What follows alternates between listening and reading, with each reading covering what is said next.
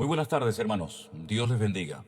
Bienvenidos un día más a este tiempo, a este espacio que pretende dar respuesta a preguntas que recibimos prácticamente cada día y que nos ayudan a acercarnos a Dios y a su palabra, porque tenemos en nuestro corazón un genuino deseo de aprender, de conocer cada vez más de Dios y de su palabra. Y yo les agradezco de todo corazón a todos ustedes por las preguntas que siguen enviándonos prácticamente a diario. Y esto nos obliga también a nosotros a estudiar, a prepararnos, a profundizar en las Sagradas Escrituras, para, en este tiempo, que lo hemos llamado el Pastor Online, como bien saben ustedes, poder dar respuesta, pues, bíblica a esas dudas, a esas preguntas que ustedes nos formulan. No es que lo sepamos todo, ni muchísimo menos. Pero repito, esto tiene algo muy positivo, y es que nos obliga a indagar, a profundizar, a escudriñar las Escrituras. Y hoy hemos recibido, o durante estos últimos días, mejor dicho, hemos recibido preguntas muy interesantes por parte de ustedes. Vamos a ver hasta dónde podemos llegar y vamos a orar para pedir sabiduría al Señor y para que todo lo que respondamos y todo el tiempo que estemos juntos, pues podamos aprender. Un consejo, un pequeño consejo que les doy. Qué bueno sería si tuvieras a tu mano papel y lápiz para apuntar versículos, para apuntar ciertas y determinadas cosas que pueden venirte bien después de que termine este programa, repasarlas, repasar esas anotaciones, esas notas que has tomado, porque pienso yo que es muy difícil recordar todo lo que en esta tarde se va a compartir. Entonces, te doy un tiempo para que mientras estoy hablando unos minutos, puedas buscar papel y lápiz, una libreta, y anotar en ella las respuestas, los textos bíblicos, las cosas que te resulten más interesantes o apropiadas, para después poder repasarlas. Este es el momento, este es el día que Dios nos ha dado para que estudiemos su palabra, para que nos acerquemos a Él, y por eso vamos a pedir que el Señor nos oriente, que el Señor nos ilumine y nos dé sabiduría de lo alto, para que podamos juntos aprender muchas cosas de parte de nuestro Dios. Y sobre todo, prestar suma atención. Ahora no es el momento para saludar, ahora no es el momento para que ustedes, mientras yo hablo, estén hablando y preguntando y comentando cosas entre ustedes. Ahora es el momento de oír, de prestar atención. Luego al final, cuando ya me esté despidiendo, pueden mandarme saludos y esos corazoncitos y esos pulgares en alto que a ustedes tanto les gusta. Pero yo pienso que ahora es el momento de prestar atención. Pienso que ahora es el momento de dejar de escribir, de dejar de comentar y centrarnos y prestar suma atención a lo que hoy el Señor tiene preparado para cada uno de nosotros. Así que vamos a orar, hermanos. Bendito Padre Celestial, te doy muchísimas gracias por este privilegio que nos das una vez más, una semana más, de poder estar aquí en directo a esta hora de la tarde, a esta hora del día, para dar respuesta a tantas preguntas que solemos recibir, Señor, prácticamente a diario. Señor, dependemos de ti, danos sabiduría de lo alto, para que podamos ayudar a los hermanos que nos preguntan cosas de tu palabra. Nos ponemos en tus manos y pedimos que bendigas todo el tiempo que estaremos aquí, en el nombre de Jesús. Amén y amén. Sé que nos escuchan y nos ven desde muchos lugares.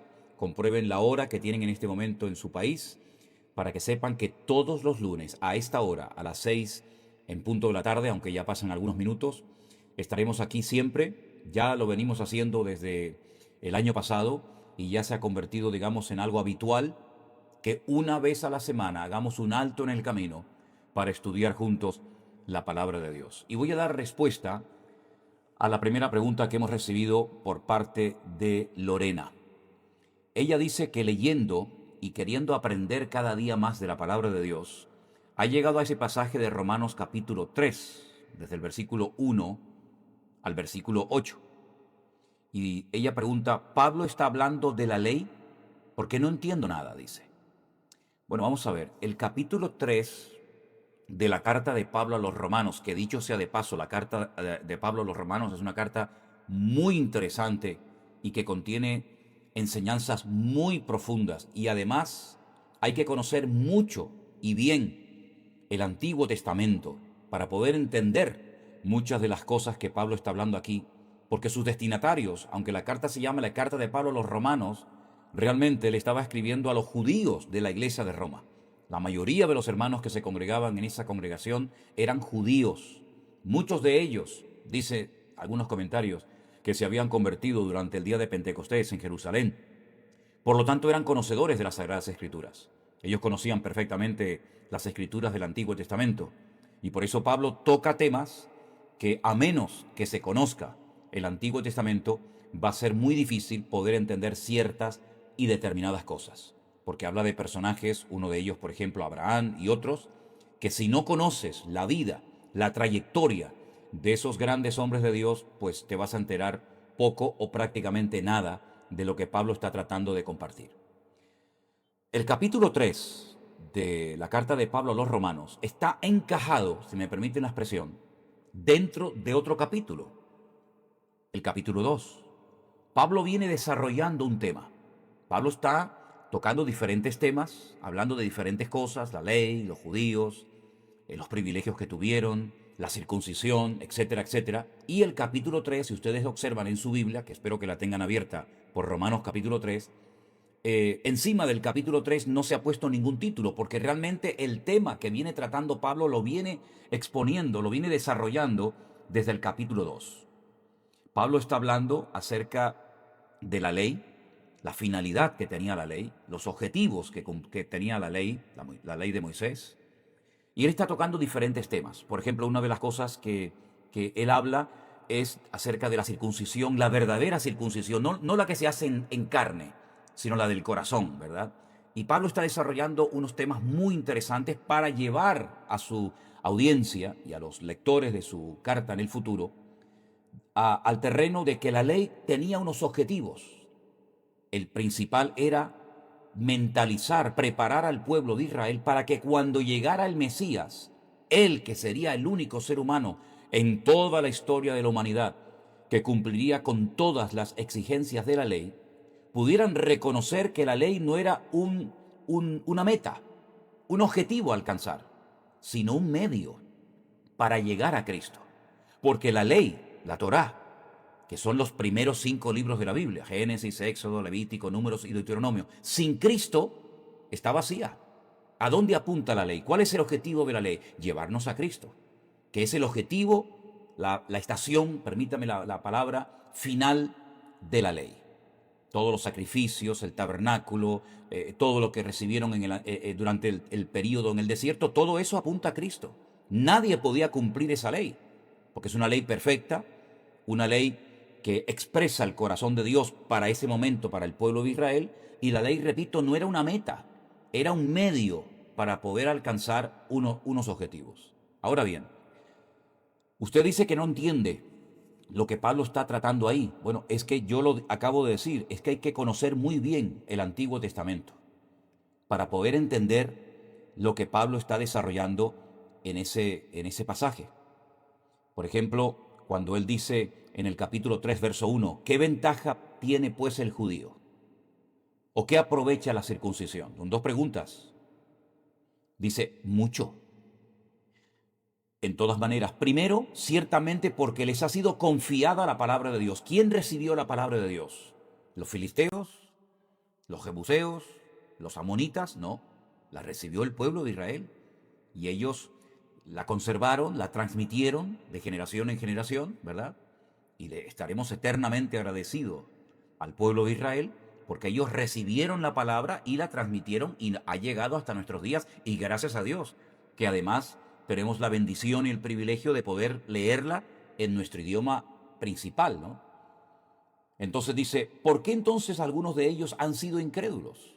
Si tenían la palabra prácticamente desde la cuna, la están oyendo, ¿cómo a la hora de la verdad, cuando tenían que haber reconocido a Cristo como el verdadero Mesías y no como un falso Mesías, cómo es que algunos no creyeron?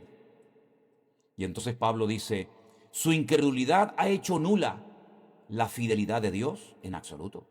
Ninguna actitud por parte del ser humano, sea judío o no, anula la fidelidad de Dios. Dios seguirá siendo Dios con Israel o sin Israel, con iglesia o sin iglesia.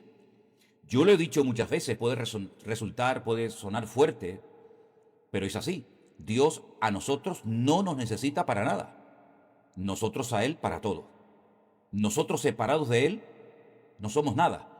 Él sin nosotros sigue siendo Dios, porque Él ha sido Dios y seguirá siendo Dios por la eternidad, antes de la fundación, antes de la existencia de Israel, antes de la existencia de la iglesia. Por lo tanto, Dios no necesita de nada ni de nadie. Él es autosuficiente, que es verdaderamente lo que significa el nombre El Shaddai. Autosuficiente, no necesita de nada ni de nadie. Ahora bien, es cierto que algunos judíos, aunque conocían la ley, aunque conocían las profecías, no reconocieron a Jesús como el Mesías, pero no todos, no todos. A veces se exagera cuando se dice que los judíos rechazaron a Cristo. Bueno, no todos, porque los primeros cristianos, los primeros seguidores de Cristo, eran judíos. Los pastores, los apóstoles, los que divulgaron el Evangelio, eran judíos. Así que eso de que todo el pueblo de Israel rechazó a Cristo no es cierto. Parte del pueblo de Israel rechazó a Cristo, la mayoría de ellos religiosos, pero tenemos, por ejemplo, a personajes muy importantes que a algunos no les cae muy bien Pablo, porque claro, lógicamente Pablo era un rabino judío, un experto en la Torá, un experto en la ley, y que se convierta un rabino judío y que le diga a los judíos que se tienen que ellos que convertir y seguir a Cristo, pues no le hace mucha gracia hoy en día a algunos que están empeñados en guardar la ley, olvidando que la ley, el objetivo es Cristo, ¿verdad? Cristo no nos lleva a la ley, pero la ley sí nos lleva a Cristo. Esa es la pura realidad. El cristiano no tiene que volver a la ley, pero el que está única y exclusivamente en el estricto cumplimiento de la ley, sí tiene que ir al Mesías, sí tiene que ir a Cristo, ¿sí? Por lo tanto, este capítulo 3, repito, está dentro del capítulo 2 que viene desarrollando el tema de la ley, el tema de los privilegios que tuvo el pueblo de Israel, pero privilegios que le hacen responsables. Porque al que mucho se le da, ustedes saben que la Biblia dice que también mucho se le demandará. Por lo tanto, el judío tuvo muchos privilegios, vio muchos milagros, pueden decir que fueron el pueblo escogido de Dios, pero a algunos les sirvió de muy poco o de nada. Porque de nada sirve todos esos privilegios si a la hora de la verdad al que tienes que creer y aceptar y seguir y obedecer, que es a Cristo, no lo sigues. Por lo tanto, como dice la Biblia, el que no tiene al Hijo, no tiene al Padre. Y el que tiene al Padre, obligatoriamente tiene que tener al Hijo. Por consiguiente, el tema de la carta de Pablo a los romanos es llevar a los destinatarios, la inmensa de ellos, la mayoría de ellos judíos, a la realidad y al conocimiento de que la ley, el objetivo final es que conozcamos y reconozcamos a Jesús como el verdadero Mesías. Ese es el objetivo prioritario de la ley. Todo lo demás es secundario. Además, otra cosa muy importante, sin el Nuevo Testamento, la ley está vacía. Es como si plantas una semilla y crece un árbol, pero no termina nunca de dar fruto. El fruto que produjo todo aquello es la iglesia. Los gentiles convirtiéndose al Dios de Israel y siendo luz a las naciones. Ese es el objetivo fundamental de toda la historia, milagros y acciones y actuaciones de Dios en lo que llamamos el Antiguo Testamento. Bueno, si quieren, vamos avanzando porque hay otras preguntas que también nos va a llevar un tiempo desarrollarlas y explicarlas bien. Hay una hermana que pregunta o quiere saber qué es lo que significa Jeremías capítulo 31, versículo 22. Vamos a leerlo. Jeremías capítulo 31, versículo 22, y dice así la palabra de Dios. ¿Hasta cuándo andarás errante, oh hija contumaz? Porque Jehová creará una cosa nueva sobre la tierra. Y dice, la mujer rodeará al varón. Me imagino, Xiomara, que lo que quiere saber es qué significa, ¿no? ¿Qué aplicación tiene eso de que la mujer rodeará al varón? Vuelvo otra vez a decir algo parecido a lo que acabo de decir con Romanos capítulo 3. El capítulo 31 del profeta Jeremías arranca el desarrollo de todo lo que está tratando de explicar y de compartir el profeta Jeremías, arranca en el capítulo 30. Y si te fijas, en el capítulo 30 se le está hablando a los cautivos que volverán del destierro. Cuando estuvieron en Babilonia se les promete que retornarán. Y muchos de ellos no volvieron porque lógicamente murieron. El cautiverio en Babilonia no duró una semana, ni un día, ni dos, sino 70 largos años. Y muchos de ellos que fueron llevados, deportados a Babilonia, lógicamente no volvieron. Otros nacieron en el cautiverio y no conocían Jerusalén. No conocían aquellas cosas que habían ocurrido en Jerusalén, en el templo. Las oían de sus padres, de sus antepasados, pero no las vivieron en carne propia. Y otros no quisieron volver nunca a Jerusalén. Se quedaron en Babilonia viviendo. Y allí echaron raíces. Y bueno, esto sería otro tema. Ahora bien, a lo largo del capítulo 30 y 31 del profeta Jeremías, Dios viene diciendo que van a producirse en el futuro una serie de cambios. Uno de los más importantes es que dejarían de ser cautivos en un país extranjero como Babilonia y volverían otra vez a su tierra. Otra vez volverían a reconstruir el templo, las murallas, otra vez el sistema de sacrificios, etcétera, etcétera. Y una de las cosas que choca en toda esa historia, en todos esos cambios que se van a llevar a cabo en la vida de los miles y miles de cautivos que volverán otra vez a su país, es lo que hemos leído en esta noche en Jeremías 31:22. La mujer rodeará al varón. La semana pasada creo recordar que yo dije que a veces es bueno ver lo que dicen otras versiones de la Biblia para comparar si lo que no entiendo en una versión, como por ejemplo esta que acabo de leer, que es la versión Reina Valera 1960, lo que no entiendo en ella, lo puedo entender en otra versión. Y permítame compartirles una versión del mismo versículo de la Biblia, pero en otra versión de la Biblia que en vez de decir la mujer rodeará al varón, dice, una mujer cortejará a un varón. Ya cambia un poco, ¿verdad? No es lo mismo rodear a un varón que cortejar a un varón. Ahora, lógicamente no nos queda más remedio que analizar el texto en el idioma original. Y tengo aquí, delante de mí, en mis anotaciones, todo el versículo 22 de Jeremías 31 en hebreo, y fui analizando y estudiando palabra por palabra.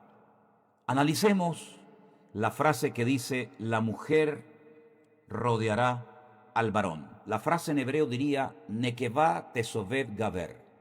Repito, Nekevá tesovev, terminado en B, gaver. Eso es lo que dice el texto original. Lo anterior a esa frase se entiende perfectamente.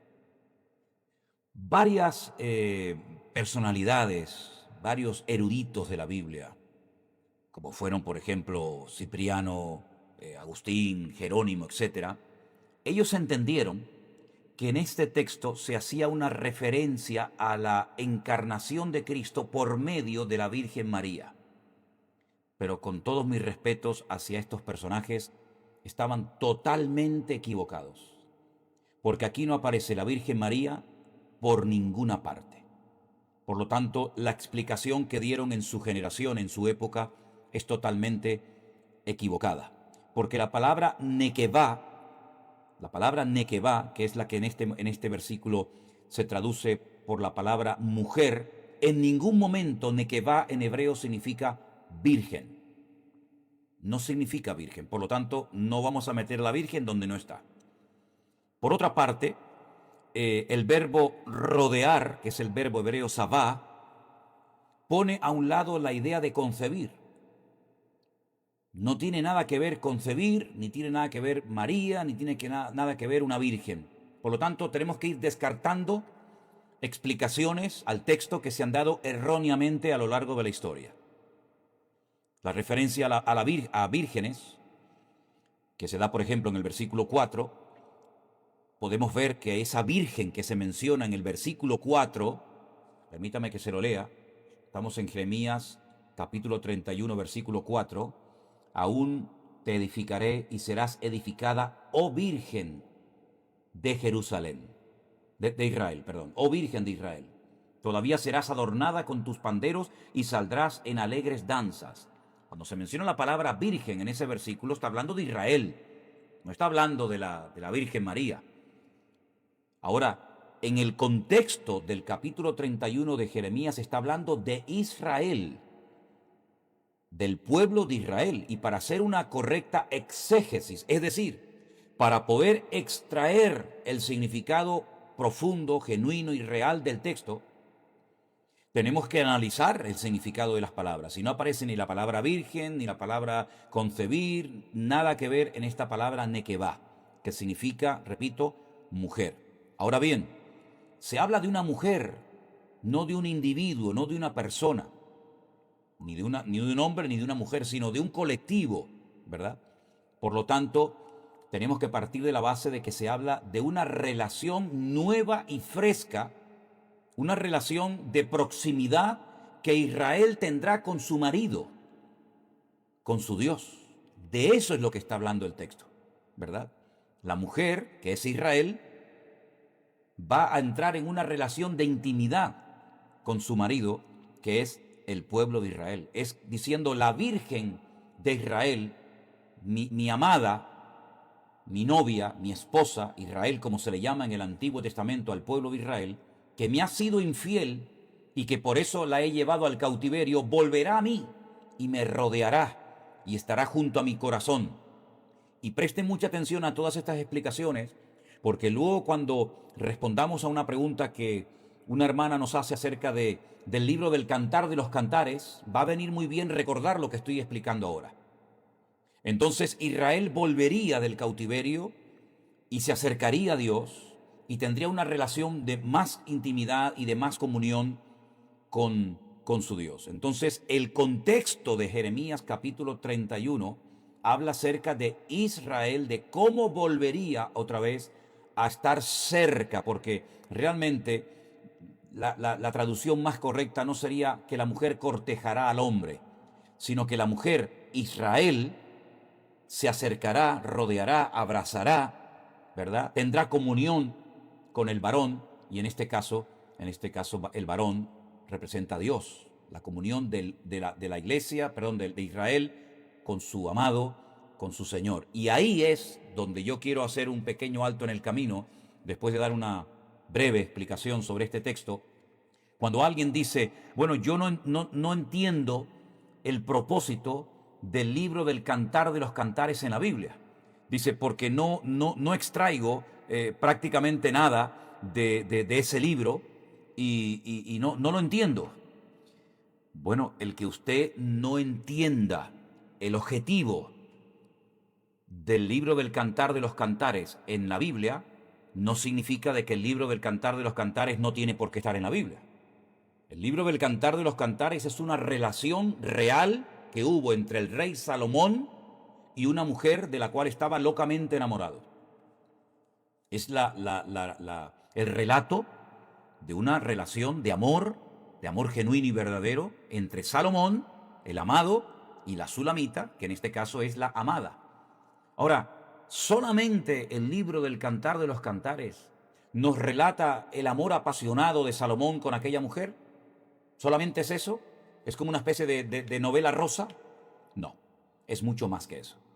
Detrás del relato superficial del Cantar de los Cantares, tenemos que ver que ese libro representa, simboliza un amor entre un Dios locamente enamorado de un pueblo que en aquel momento era el pueblo de Israel, pero que a lo largo de la historia, el pueblo de Israel, digamos, no sería un pueblo, digamos, el único que sería ese pueblo amado por Dios, sino que nosotros, como dice la Biblia, le dice el Señor a los gentiles, vosotros que no erais pueblo, ahora sois pueblo de Dios, real sacerdocio, nación santa, pueblo adquirido por Dios, para que anunciéis las virtudes de aquel que os llamó de las tinieblas a su luz admirable. Este es el objetivo fundamental del libro del Cantar de los Cantares. Es el relato real de un amor de un rey con una mujer, ¿verdad? Relata de una forma en un estilo muy poético, poesía hebrea, y habla del pelo, habla del cuerpo, habla de los ojos, habla de los labios, habla del amor que este hombre siente por esta mujer, del amor que esta mujer siente por él, de los problemas que a veces ha habido, de cómo ella no le abre la puerta al amado cuando el amado quiere entrar y quiere tener comunión con ella, y ella le presenta la excusa de que cómo me voy a levantar, a abrirte la puerta si me acabo de lavar los pies, y entonces se da cuenta, se percata del error terrible que ha cometido de rechazar al llamado al llamado de su amado, y entonces cuando sale y abre la puerta, pues se da cuenta de que el amado ya no está, lo ha perdido.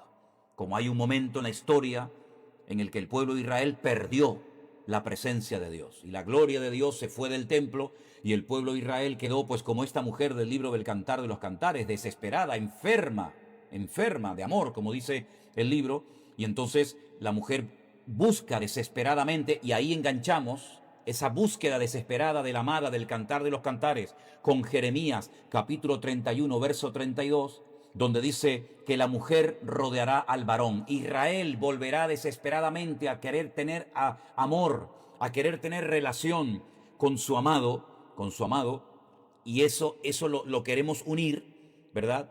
Para demostrar que la amada, que en este caso era el pueblo de Israel, pues va a llegar un momento en el que Israel va a reconocer sí o sí que su amado es el Mesías. Y el Mesías ya vino y murió por toda la raza humana, incluido gentiles, incluido personas del pueblo de Israel. Por lo tanto, no adoramos a la Torá, no adoramos a la ley, sino adoramos al Dios de la palabra.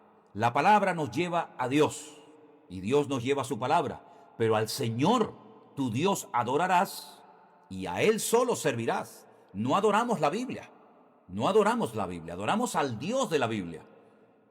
Por lo tanto, es muy importante que nos demos cuenta de que estos tiempos de refrigerio, de renovación espiritual, yo doy mi opinión y creo que también tengo derecho a darla, yo creo que ya han comenzado.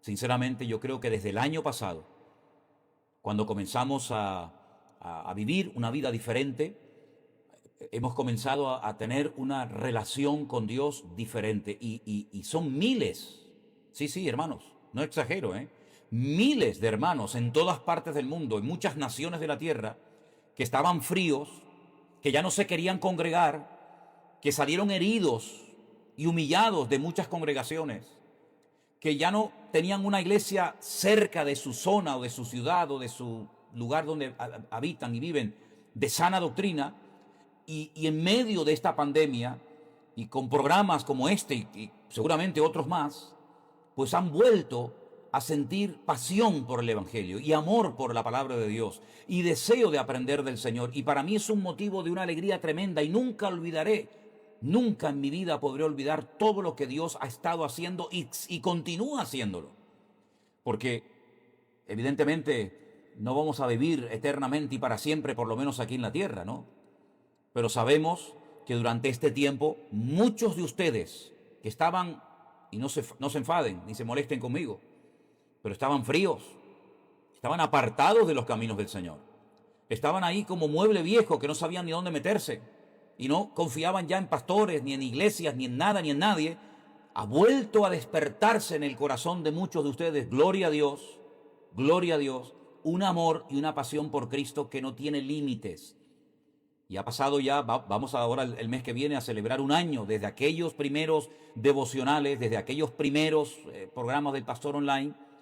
Pues lo que el Señor ha estado haciendo ha sido algo realmente extraordinario, porque yo creo que estamos en tiempos de renovación espiritual. Miren, hermanos, yo como pastor les voy a confesar algo que no sé si en algún momento he dicho, pero voy a aprovechar la ocasión para decirlo ahora. Viendo todas las barbaridades, los disparates, las locuras, las cosas terribles que se han estado predicando y enseñando en las congregaciones, muchas veces como pastor he sentido vergüenza ajena. Y le he dicho al Señor, Señor, ¿hasta cuándo? ¿Hasta cuándo tu iglesia va a ser engañada? ¿Hasta cuándo va a haber auténticos vividores del Evangelio? Gente que hace daño al crédito del Evangelio, al ministerio. ¿Hasta cuándo van a haber personas que van a estar manipulando tu palabra y haciéndole daño a gente buena y a gente sana que quiera aprender de la palabra? Señor, actúa por amor a tu nombre. Le decía yo al Señor, actúa, limpia tu amada iglesia. Hombre, y yo sé que falta mucho, pero queridos hermanos, ¿cuántos de ustedes han dicho gloria a Dios por lo que he oído, por lo que he aprendido? Se me han caído escamas de los ojos. He podido saber que que no hay maldiciones en mi vida, que no hay demonios en la vida de un cristiano que anda en obediencia y en santidad, que no tengo que tenerle miedo a nada ni a nadie, que si me voy de una congregación porque hay falsas doctrinas, hay doctrinas humanas y doctrinas hasta diabólicas, yo me atrevería a decir, no me va a castigar el Señor, sino al contrario. Yo no quiero ser copartícipe de mentiras, ni de engaños, ni de manipulaciones, porque estamos en tiempos de refrigerio. Antes de la venida del Señor, yo creo que el Señor va a tratar con su iglesia de una forma extraordinaria como lo está haciendo. Y si solamente en este año, fíjense lo que les voy a decir ahora, si solamente una sola persona durante todo este año que hemos estado, pues, horas y horas y horas emitiendo para poder ayudar y para poder orientar a muchas personas, aunque esto nos han valido pues lluvias de críticas y de celos y de envidias y de gente que se ha dedicado a tratar de desprestigiarnos, etcétera, etcétera. Dios sabe todo. Si solamente una persona en este tiempo se ha vuelto a enamorar del Señor y se ha despertado de su sueño profundo y se ha vuelto otra vez a meter en las cosas del Señor, gloria a Dios, ha merecido la pena. Por eso, el libro del Cantar de los Cantares es mucho más que el relato de un amor entre un hombre y una mujer. Es el relato de un amor apasionado de un Dios locamente enamorado de la raza humana, de un Dios que ama al hombre y es capaz hasta de mandar a su hijo, cosa que yo nunca haría, y ninguno de los que somos padres y madres haríamos, mandar a nuestros hijos para que nos los maten y los rechacen y los escupan. Nunca haríamos eso, pero Dios sí lo hizo. Dios envió a su amado Hijo. Y es que no tengo palabras para agradecer a Dios lo que Él hizo por nosotros, lo que Él hizo por mí. Mandó a su Hijo para que muriera por mí. Es algo que no podemos entender. Yo creo que no hay un predicador en el mundo que sea capaz en un mensaje ni en 1000 sermones de explicar el amor de Dios. El amor de Dios es algo que nos ha cautivado, algo que nos ha transformado para siempre. Que Dios mande a su Hijo para morir por mí, para morir por mis pecados. Tendría que haber muerto yo, pero no Él. Pero Él dijo, no, yo voy a ocupar tu lugar. Yo voy a derramar mi sangre y tú no tienes que derramar ni una sola gota tuya. Mire, hace unos días con una tijera me corté el dedo y sangré mucho. Hasta que bueno, ya después se paró. Y la sangre es algo que a mucha gente le produce como nerviosismo y algunos se desmayan cuando ven sangre y todo eso. Imagínense la sangre de Jesucristo derramada en la cruz por nuestros pecados. Es algo que no hay sermón, no hay predicador que pueda explicar esto. Es algo, sí, inconmensurable. Es algo realmente grandioso. Y por eso la hermana que preguntaba o decía, yo no entiendo, no sé qué objetivo tiene el libro del Cantar de los Cantares, pues explicarnos de una forma muy objetiva, a través de un amor humano, el amor divino, para que podamos entender que Dios va en serio y que Dios es amor y lo demostró. Bueno, vamos a responder a más preguntas porque empiezo a hablar y hablar y hablar y me olvido de que tengo todavía un montón de preguntas delante de mí. Hay una hermana que pregunta en el libro de los Hechos, el capítulo 1, el versículo 10, vamos a leerlo. Libro de los Hechos, escrito por Lucas, capítulo 1, versículo 10. Ella pregunta, estas personas, estos personajes, ¿quiénes son? Vamos a leerlo. Y estando ellos con los ojos puestos en el cielo, este es el día de la ascensión de Cristo, entre tanto que él se iba, he aquí se pusieron junto a ellos 2 varones con vestiduras blancas. Si usted pregunta, Cristina pregunta, estos 2 hombres con vestiduras blancas, ¿quiénes eran? Hombre, es cierto que la Biblia no dice el nombre o quiénes eran, pero si me permiten dar una opinión personal, y no he visto ningún comentario ni he buscado otra explicación, pero yo siempre he creído, y perdonen si la respuesta tal vez para algunos no es correcta, yo siempre he creído que eran ángeles. Yo siempre he creído que en el momento de la ascensión hubieron ángeles, y estos 2 varones con vestiduras blancas puede ser que fueran ángeles y fueran los que hablaran con los discípulos diciéndoles, no os preocupéis, que este mismo que se ha ido al cielo es el mismo que también vendrá como la habéis visto ir. Así que la respuesta yo creo que son ángeles que estuvieron en ese momento en el día de la ascensión de nuestro Señor Jesucristo. Y luego hay una pregunta también muy interesante que hace Ariane. Pregunta en el versículo de Mateo 2:23, y yo me hice una vez esta pregunta, así que me llamó la atención de que alguien preguntara algo que a mí en su momento también no digo que me preocupaba, pero sí intenté encontrar una explicación. En Mateo capítulo 2, versículo 23 dice, y vino y habitó, esto es cuando regresan de Egipto sus padres y se van a vivir a Nazaret, al pueblo de Nazaret. Dice que vino y habitó en la ciudad que se llama Nazaret, para que se cumpliese lo dicho por los profetas. Por lo menos en la versión Reina Valera del 60 lo pone en plural, por los profetas, que habría de ser llamado Nazareno. Yo no sé lo que tenía en mente, lógicamente no lo puedo saber lo que tenía en mente Mateo cuando escribió y dijo esto.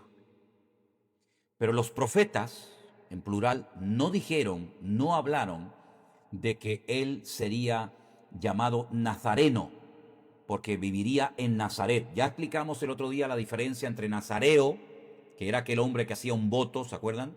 Cuando hablamos de Sansón, y Nazareno, que es un habitante, una persona de la localidad, de la población de Nazaret. Ahora bien, si se fijan ustedes en su Biblia, estoy leyendo en Mateo 2:23, hay una cita a pie de página que es Isaías 11:1. Y claro, cuando uno lee Isaías capítulo 11, versículo 1, a mí por lo menos me pasó que digo, bueno, ¿y qué relación tiene lo que dice Mateo, que Jesús sería llamado Nazareno, con Isaías 11:1? Porque dice, saldrá una vara del tronco de Isaí, Isaí era el padre del rey David, un vástago retoñará de sus raíces. Ahora, analizando el texto en hebreo, la palabra vástago en hebreo es la palabra netzer. Netzer, N-E-T-Z-E-R, netzer. Y se parece mucho a la palabra notzi, que es la palabra nazareno. Entonces puede ser, la explicación más lógica es que como la palabra vástago se pronuncia y es muy parecida a la palabra nazareno en hebreo, puede ser que de ahí sacara Mateo la conclusión de que ese texto de Isaías 11:1 hace referencia al hecho de que Jesús, al vivir en la población, en la localidad de Nazaret, sería llamado Nazareno. Pero no hay otras profecías, no hay otros profetas que apoyen lo que Mateo está diciendo aquí. Esa es la explicación más lógica de este texto, de esta profecía. ¿De acuerdo? Avanzamos. ¿Los ángeles viajan a la velocidad de la luz o más rápido? Mire, Juan, yo no tengo ni la más remota idea a la velocidad que viajan los ángeles. No sé si viajan a la velocidad de la luz, que si no me equivoco creo que son 350.000 kilómetros por segundo, o más rápido o más lentos. No tengo ni la más remota idea. De hecho, sinceramente, nunca me he preocupado ni me he preguntado a qué velocidad viajan los ángeles. Sinceramente, no le puedo dar una respuesta, porque como la Biblia no dice a la velocidad que viajan, pues ¿cómo se la voy a dar yo? ¿De dónde voy a sacar esa respuesta? Así que le preguntaremos al Señor, si le parece bien, Juan, cuando lleguemos a la presencia del Señor. Señor, ¿me podrías decir, por favor, a qué velocidad viajaban los ángeles cuando estábamos en la tierra? Porque como la Biblia no lo dice, no le puedo dar una respuesta bíblica. Le estaría mintiendo, le estaría diciendo algo totalmente fuera de lugar si yo le dijera a usted que los ángeles viajan a tal velocidad. Es que no lo sé, por eso no se lo puedo decir. Nos llega otra pregunta y es la siguiente. Si Dios es perfecto, ¿por qué creó una tierra desordenada y vacía, como dice Génesis capítulo 1, versículo 2?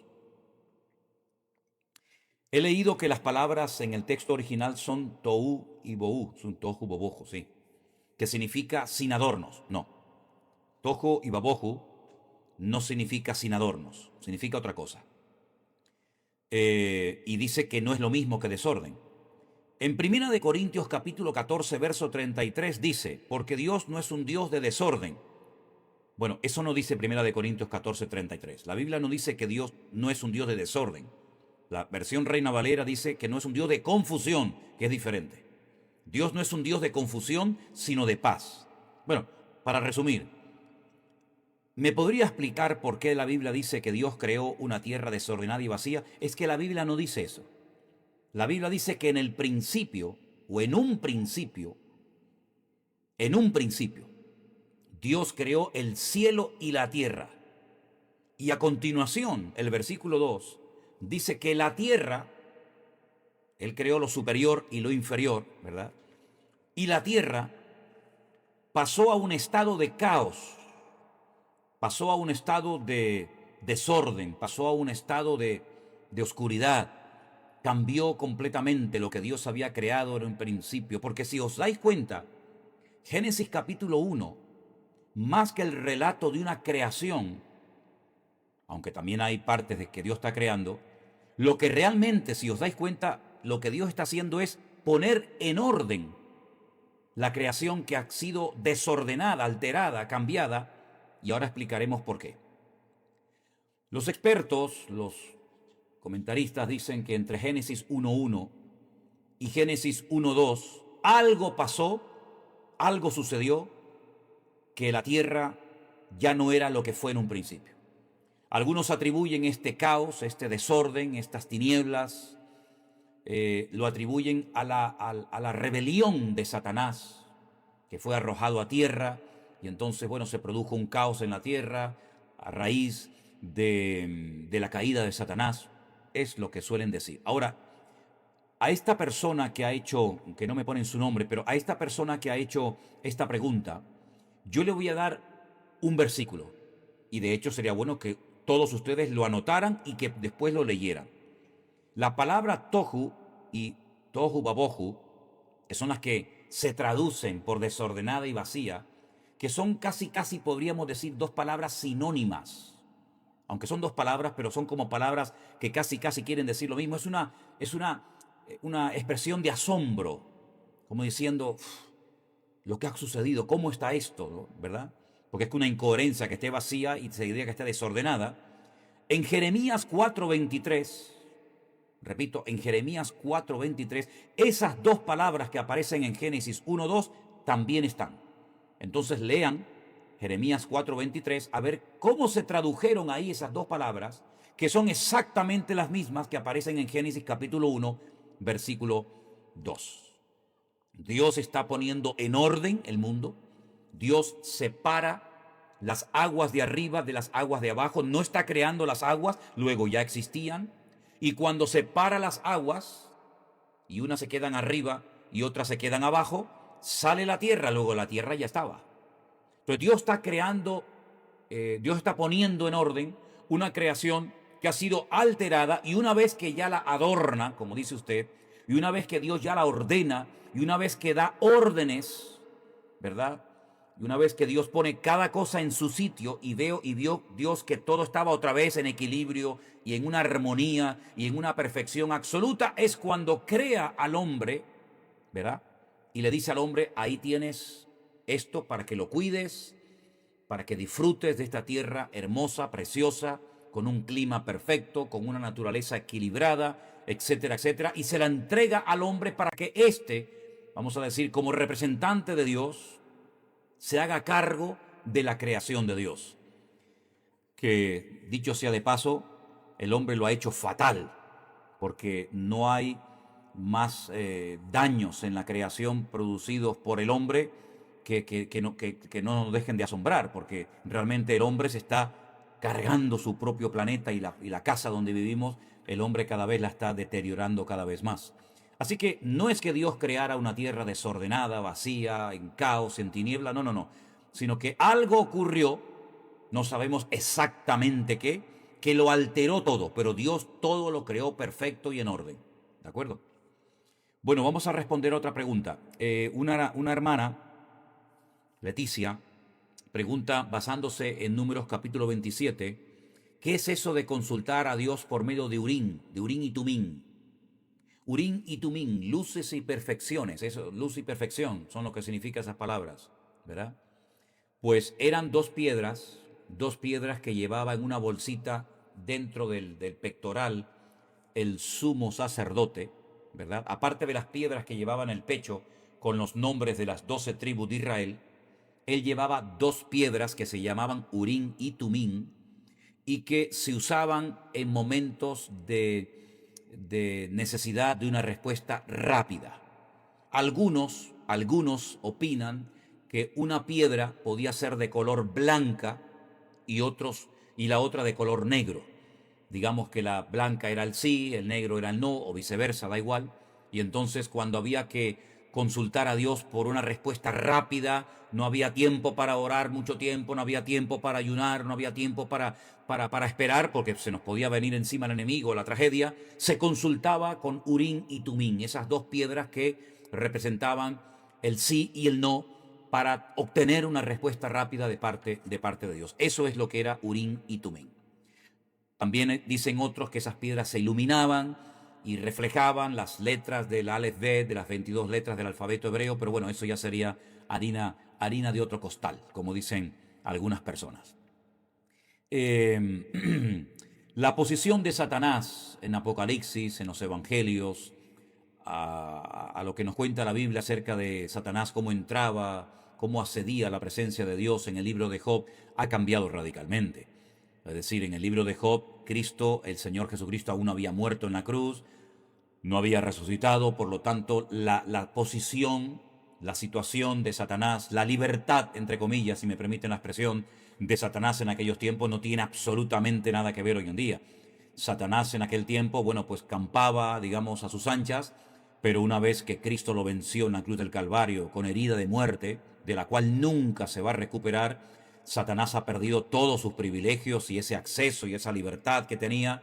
Es un ser caído, es un ser derrotado, es un ser que goza de libertad condicional, pero es un ser que está totalmente vencido y la victoria de Cristo nos la ha, digamos, delegado el Señor a nosotros, de tal manera que ya no somos víctimas del enemigo, ni de sus tentaciones, ni de sus maquinaciones, ni de sus artimañas, porque ahora el que está en nosotros es mayor que el enemigo y por lo tanto él está totalmente derrotado y vencido.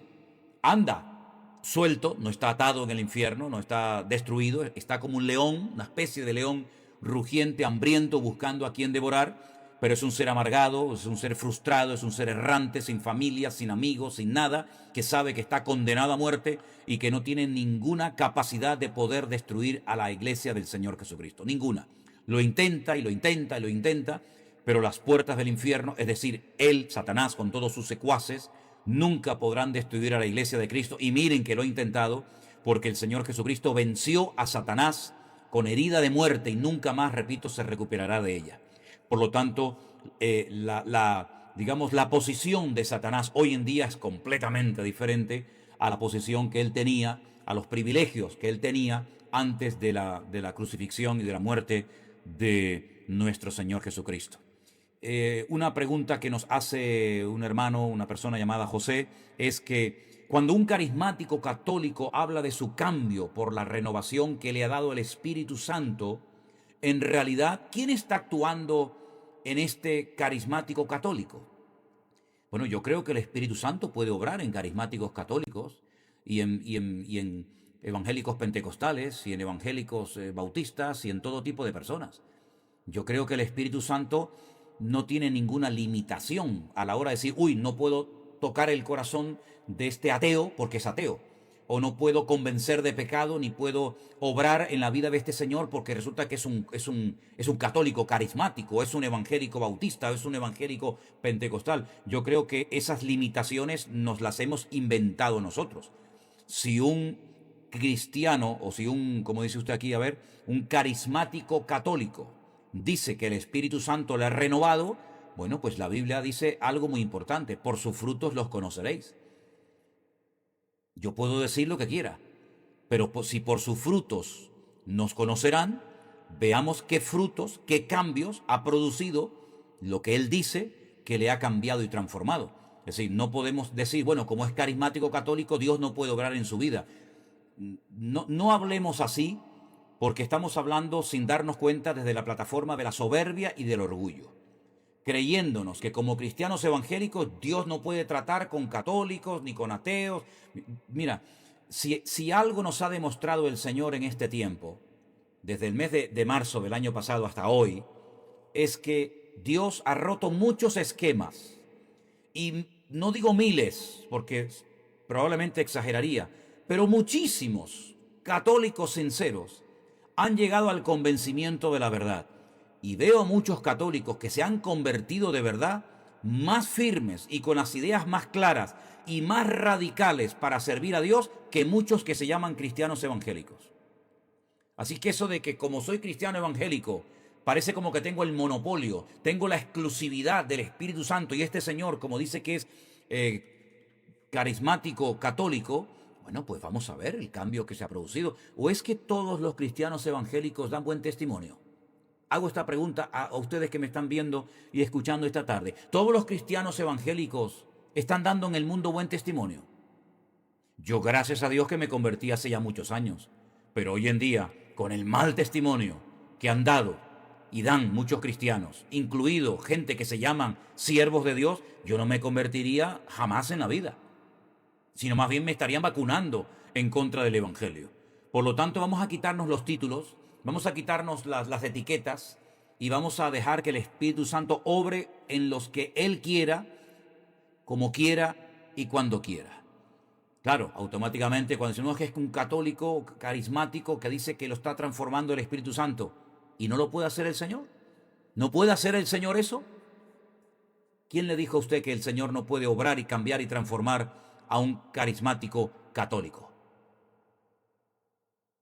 No puede convertirse, no puede cambiar, no puede dejar la idolatría, no puede dejar de adorar imágenes. No dan testimonio, claro, no dan testimonio. ¿Quién no dan testimonio? ¿Los católicos o los evangélicos o el ser humano? Porque a la hora de dar testimonio, aquí no se trata de ser una cosa o de ser otra. Aquí se trata de que como hijos de Dios tenemos que dar un testimonio. Y yo les digo algo, mis queridos hermanos. Muchos son los que verdaderamente se están convirtiendo al Señor y están saliendo de la idolatría y están saliendo de la oscuridad y están dando el ejemplo a muchos religiosos, porque el mundo evangélico está lleno de religiosos, hermano, créanme, ¿eh?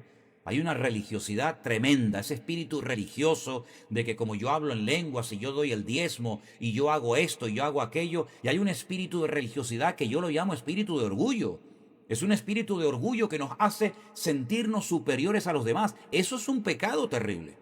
Entonces, que usted tenga un amigo, un conocido que le diga, mire, yo soy carismático católico y Dios el Espíritu Santo me está renovando. Yo digo, pues gloria a Dios, que te siga renovando, pero no solamente a ti, y que a mí también me renueve cada día más el Señor. ¿O es que nosotros no necesitamos también ser renovados cada día por el Espíritu Santo y por el Señor? Por supuesto que sí. Bueno, voy a ver si hay alguna pregunta más y si no, pues damos por concluida esta ronda de preguntas por hoy. Pues veo que he respondido a todas las preguntas que hoy me han llegado.